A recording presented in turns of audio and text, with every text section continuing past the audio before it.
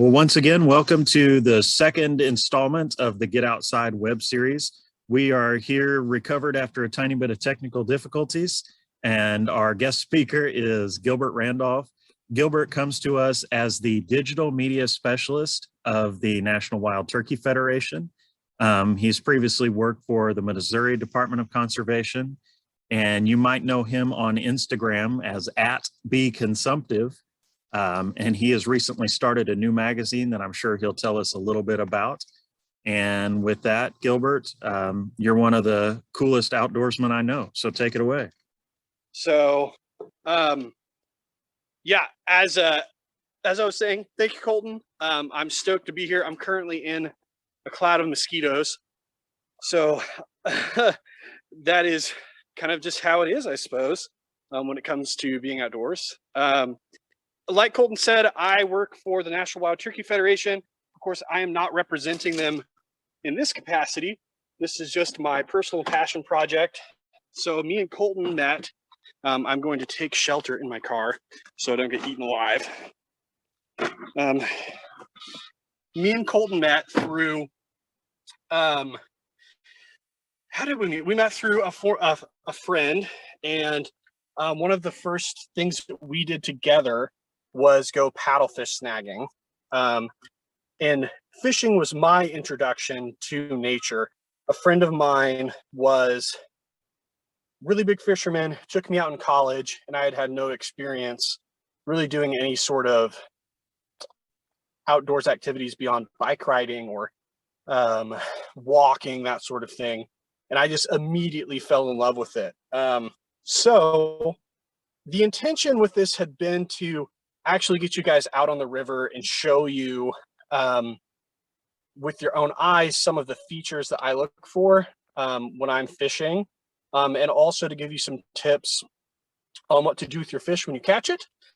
Obviously, the technical difficulties have been more than we foresaw. But I think to begin with, we can start out with, and just to make sure, still hear me and everything, right? Yes, sir. Good to go. Okay, excellent. And so I guess maybe as a poll, and you guys are welcome to unmute for a second for this. What are your guys's levels of exposure to fishing? Have you fished before? Have you never fished? What are you looking to get from this?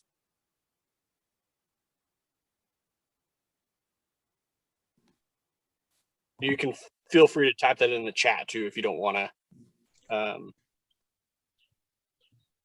So we have been fishing. I have fished some, caught some. I primarily have done catch and release, partially because I'm not sure what all to do with them. I have cooked some catfish, and Brad used to go crappie fishing a lot. And did you do much with them? Just fry them, or fry them? Yeah. So some more ideas on what to do with different kinds of fish would be good. Cool. Do we have anybody else that has input on that? If the other two guests on the call would like to speak, please go ahead and unmute yourself, and you can talk right here to Gilbert. Gilbert, of course, I have a lot of experience, but not as much catching experience and even less cooking experience. So I knew you were going to talk about the river fishing a little more tonight. Of course, I, like a lot of people, grew up fishing in small ponds and maybe some reservoirs on conservation areas, but I'm less experienced on the river. So, and I mean, I'm very interested in catching and eating invasive species. So. All right. All right then. Well, unless anybody else has something you want to contribute, then I'm going to kind of focus a little bit more on the what to do once you catch stuff versus the fishing basics, if everybody's okay with that. I'll still go over a little of the basics. But Looks good, Is that Gilbert. good, Colton? Yep. Excellent. I see a thumbs up, so you're good to go. So yeah, as far as so fishing basics, when it comes to rivers, really what you are looking for at its fundamental is where are the fish? And that sounds like silly to even say that, but for me, when I was first learning to fish, I spent a significant amount of time fishing in places where the fish were not. And I think a lot of people, they spend money on tackle, they spend money on baits. They think that it's their bait that's the problem, why they're not catching fish, when it's actually primarily their location. So this time of year is one of my favorite times to go fishing because the fish tend to move shallow. So whether that's catfish, crappie, walleye, bass, carp, you name it. A lot of fish are moving up. If you're fishing in a river, they're coming up and staging below riffles. So those are shallow areas, typically have rocks that dump into deeper pools of water. Fish are going to stack up at the bottom of that, waiting for food to come to them. In lakes, what they're going to do this time of year often is they're going to push up to the back of the lake into the shallows, or they'll push up on the banks. So if you want to catch fish in the spring, typically my strategy is to find on rivers is to hit those riffles, go from areas where you've got slow moving water, and then find those where that slow moving water hits that fast section and focus on that area, or to hit a big flat where the river doesn't have a lot of holes, because the fish will travel from one riffle, they'll travel up the riffle and go to the next one, especially if they're spawning or looking for a place to spawn. And fish that are getting ready to spawn, a lot of times are eating a lot so that they can pack up weight. But don't quote me on that. I'm not a wildlife biologist. That's just what I've heard. But I'll try to stick to my areas of expertise. So once you've caught your fish, and I think this is probably more where I'll take this. Or I guess actually before I do that, does anybody have any questions about catching fish? Like, do you catch fish consistently? Do you have any specific questions about fishing strategy, or any of what I just talked about? And if we get any chat responses, Colton, if you could read those, that would be great. Yeah, there might be one here. Other times of the year, where are the fish? That's a great question. And it depends on the species. So summertime, as far as rivers go, rivers are one of my preferred places to fish in the summer because their pattern really doesn't change that much. You can pretty much hit the riffles, anywhere that there's fast, shallow water moving into that deeper water. In the summer, in the fall, it's pretty much the same on rivers. Lakes are a lot more complicated, especially if you have a lake that goes through what's called a thermocline, which is essentially those big bodies of water that don't have current through them, or that have some amount of current if they're a reservoir or whatever. They typically, the concentration of oxygen throughout the year changes. So you'll have this a certain depth to which the fish don't really want to be during the summer, for example, which is one of the reasons why a lot of people don't catch catfish in particular, is because kind of the prevailing wisdom that I've heard many people say about catfish is, find the deepest hole and throw a bait there. And what a lot of people end up doing is they find a section of a reservoir that's 70 foot deep, and they throw out as far as they can into a big, empty, structureless space in a reservoir, and they don't catch anything. And that's because the fish aren't there. The fish want to be around structure. They also don't want to be in that zone of the water where there's not a lot of oxygen. And so oftentimes in the summer, you're looking at, 2 to 3 feet down to 15 to 25 foot as far as the depth range goes. And the same thing holds true, is structure is everything. So whether that structure is riffles or submerged trees, or if you look at a bank line, if there's emergent vegetation, so little aquatic vegetation growing out of the water, those are the areas where the fish are going to be. In the fall, that is oftentimes for me is a really good time to catch fish, because fish get a little more active again. They search a little bit more. They're putting on the pounds. I've heard a lot of guys say that like flatheads are some of the most active fish. If you want to catch big flathead catfish, I've always heard the fall is the best time. But kind of seasonally, it is somewhat seasonally dependent. So spring, you can really focus shallow, those back ends, shallow areas, lagoons on lakes, those kind of spots can be really good in the spring. In the summer, hit that structure, look for trees and big rock piles. Look up, if you've never heard of navionics, you can type that into Google, navionics web app, and they have contour maps for most of the bodies of water in the US. And that can help tremendously if you're fishing from the bank and you don't know how deep the water is. That'll at least give you a baseline, so you know, oh, I'm casting into maybe a range of 10 to 15 feet versus I'm casting into a range of 3 to 5 feet. So yeah, I guess to summarize, and I haven't talked about winter, partially because winter fishing in Missouri is really tough. And to be honest, I've not figured it out. You can catch crappie on structure. You can catch other species. You can hit some stocked lakes for trout.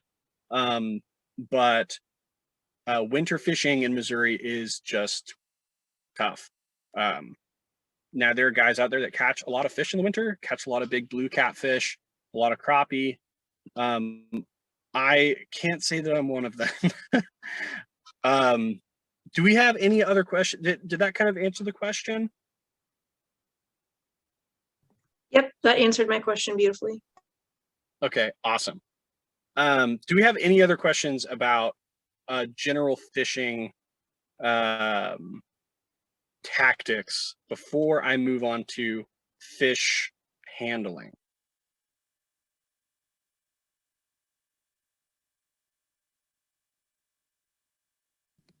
I'll let you go ahead, Gilbert. I can pick your brain on carp later. All right, I will talk about carp.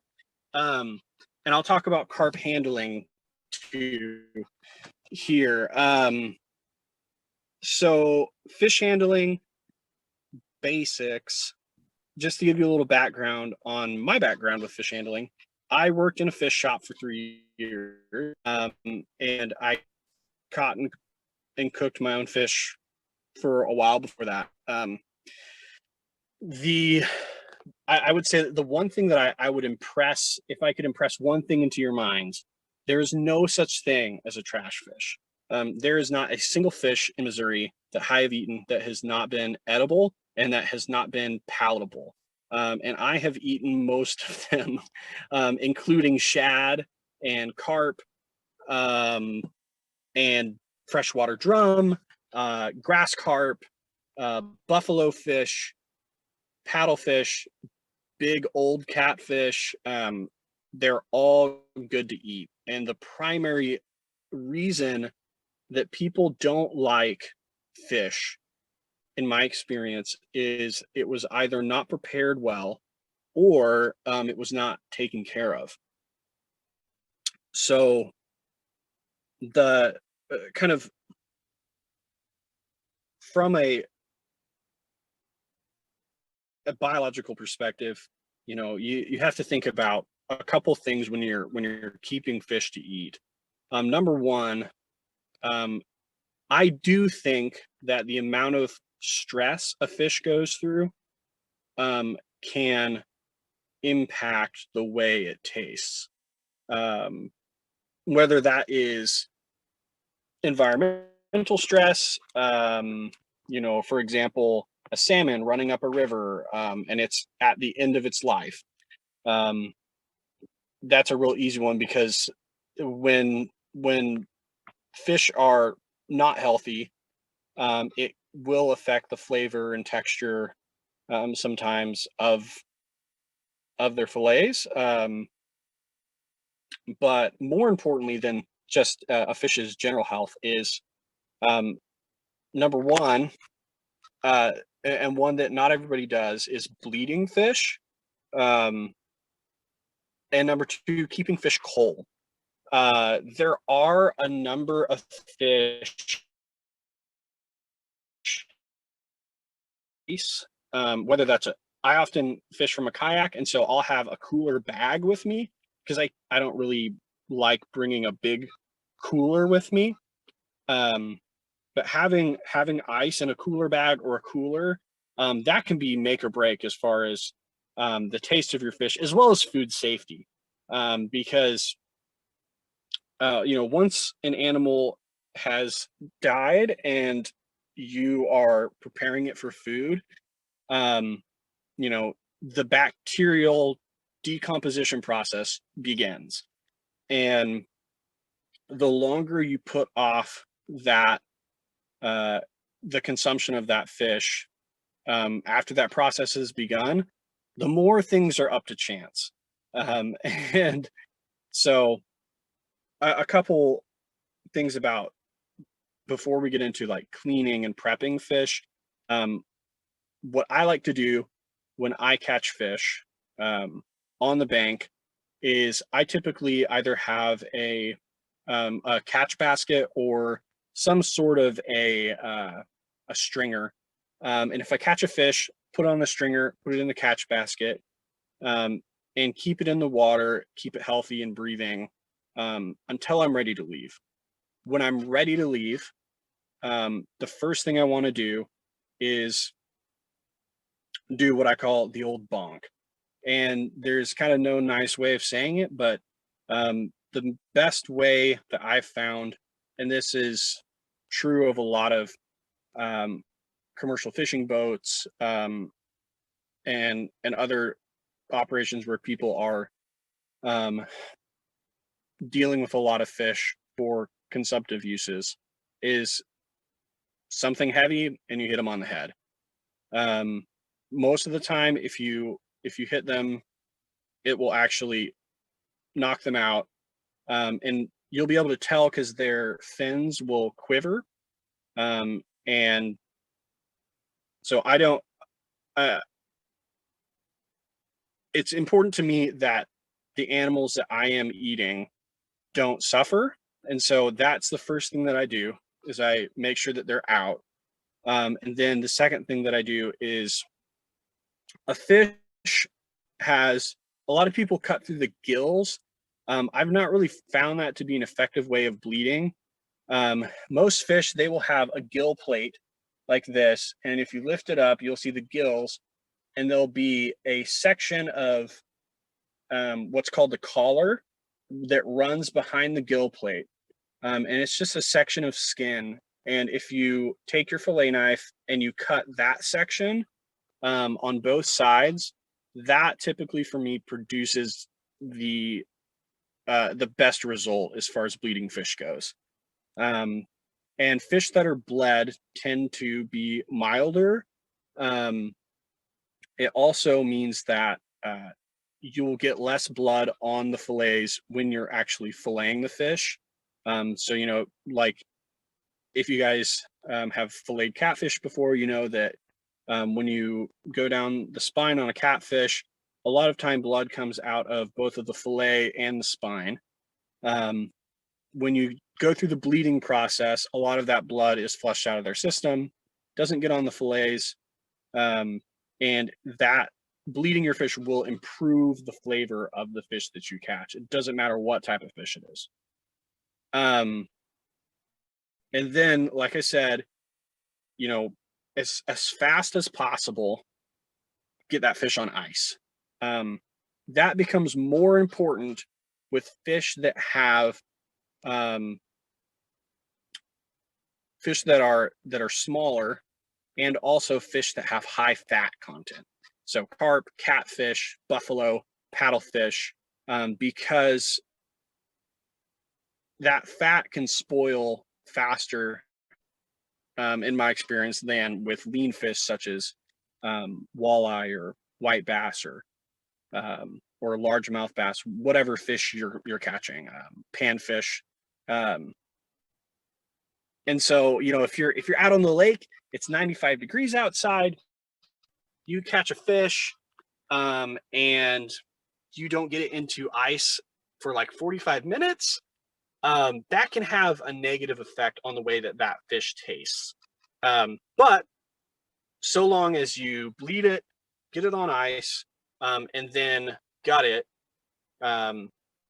which is a whole nother separate topic, then I think you'll notice a significant difference, not just in the way it tastes, but you'll be able to visually tell the difference between a fish fillet that has been bled and that has not been bled. So as far as cooking your fish goes,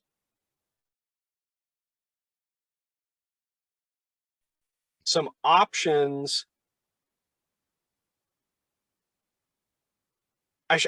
Before I get into like specific recipes,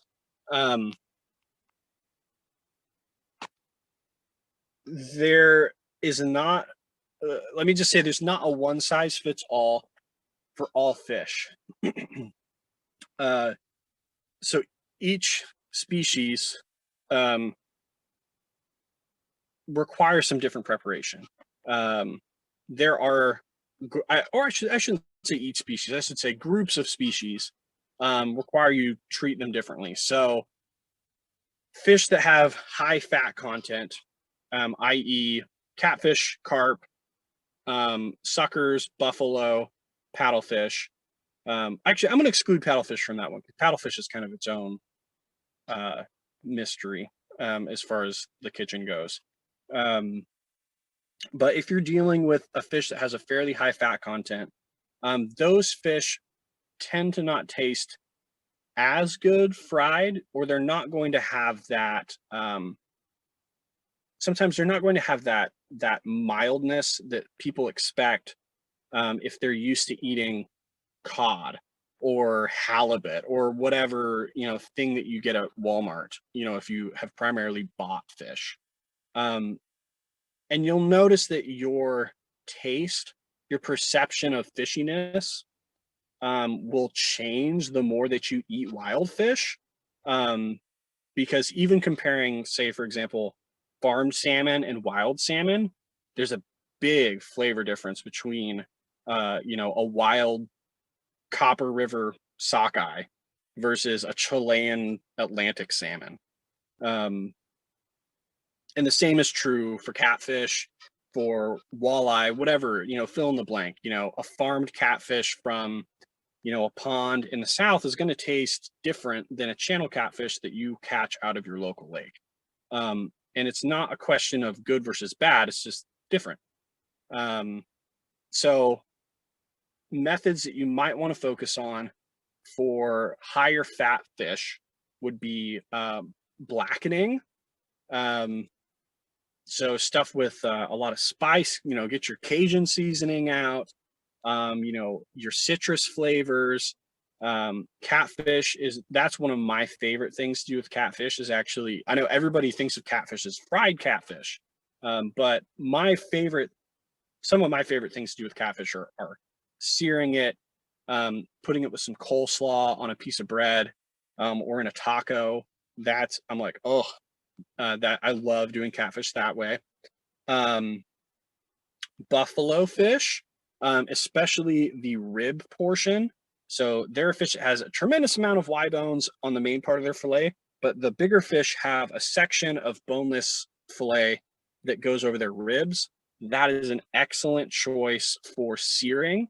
And it almost has like a chicken-like texture. You can do the same thing with carp ribs, consequently. You have to have a pretty big carp to do it. For whatever reason, buffalo tend to be a little chunkier, but if you're sick of frying things, consider trying some blackening recipes. Another great thing to start to explore with those fatty fish is smoking fish. Smoking is one of my favorite ways to do fish. Paddlefish, that is like the way to do it, in my opinion. You can smoke carp. Smoked carp is fantastic. You can make dips with it, flaked smoked carp and cream cheese and lemon and capers. That's an awesome way to use that fish. And freshwater drum as well is another one that gets a bad rap. And it's, I think, because it can tend to be a higher fatty fish, and you can treat it the same way that you would treat black drum or redfish. They're in the same family of fish, and so the preparation for those fish is very similar. Another one that's really worth mentioning is my favorite way to do catfish is grilled whole. And what I do when I grill whole catfish is I just pull the skin off, rub the outside of the catfish with olive oil, lots of salt, and then lots of seasonings. And then you just put it on a grill, and on oiled grate, and you cook the whole thing. And when you pull it off, it's like rotisserie chicken. It is wonderful. And I'm shocked that more people don't do catfish that way, because in my opinion, number one, it's a lot healthier than frying fish. And it's way more versatile. And it's delicious. So I guess before I ramble on anymore about cooking, do you guys have questions, specific fish questions? Is there a type of fish you want to cook? Have you had bad experiences with certain types of fish? I know we'll get to the carp cooking I'll talk a little bit about how to deal with the bones on a carp, Colton. But I guess I'll open it up to you guys to read what you're thinking.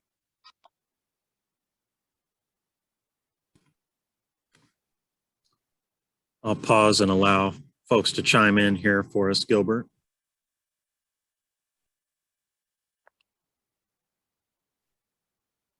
Do any of the guests have any questions for Gil at this point? I see a microphone come on. Go ahead. Yeah, I don't really have any questions, but I am very thankful for all of those ideas. I was raised on fried fish, everything. So those are some awesome ideas to try. So thank you. Yeah. So I guess beyond I will go ahead then and talk about carp. It's a little bit of a passion project for me, because carp are one of those fish that have a terrible reputation in the general culture of outdoors throughout the United States. And if I can, I'm just going to squeeze like 2 minutes of carp history in there for you, because I am a carp nerd.